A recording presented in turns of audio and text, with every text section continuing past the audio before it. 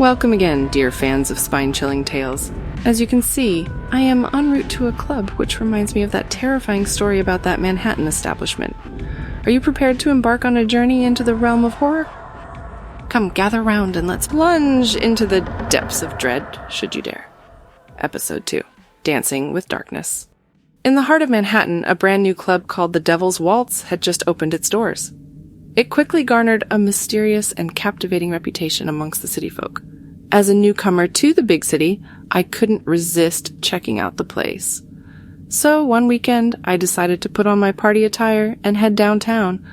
Upon entering the club, I felt an eerie atmosphere, as if something sinister was hidden beneath the pulsating beats and flashing neon lights. Patrons danced ecstatically on the strobe-lit dance floor, their faces contorted by drunken revelry and a strange sense of desperation. From the shadows, the club's host, dressed in a crimson suit, observed the crowd with a sinister smile. Drawn to a back room by an irresistible curiosity, I stumbled upon a strange game as if straight out of a horror story. It was called the Devil's Roulette, and it had the aura of an ancient and dark ritual.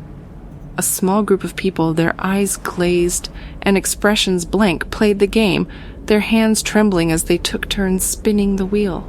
The rules of the game were simple, yet terrifying. The wheel was divided into sections, each marked with a sinister symbol, an axe, a noose, a knife, and so on. Players took turns spinning the wheel, and whatever symbol the wheel landed on determined the player's fate.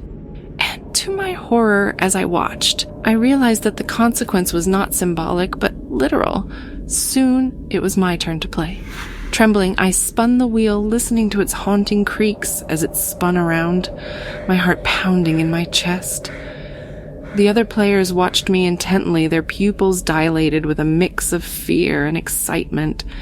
As the wheel came to a stop, it landed on a skull with a symbol that sent a shiver down my spine.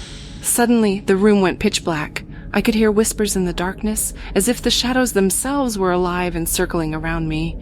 Unable to move, I felt hands, cold as death and strong as steel, grip my throat. I gasped for air, my vision fading, as I desperately tried to pry the hands off my windpipe. The lights flashed back on, and the hands vanished. I looked around, confused and terrified, only to find that I was now completely alone in the room. The game, the players, and the horrifying host were all gone. Just as I was about to leave, I noticed a note lying on the floor, written in a dark, dripping ink that resembled blood. "Congratulations," it read. "You have survived the Devil's Roulette.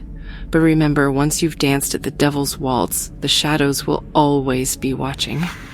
With my heart pounding in my chest, I stumbled out of the club onto the streets of Manhattan. Since that night, I've never set foot in their club, haunted by the terrifying memory and the chilling knowledge that those sinister shadows may still be lurking, just waiting for the right moment to strike again.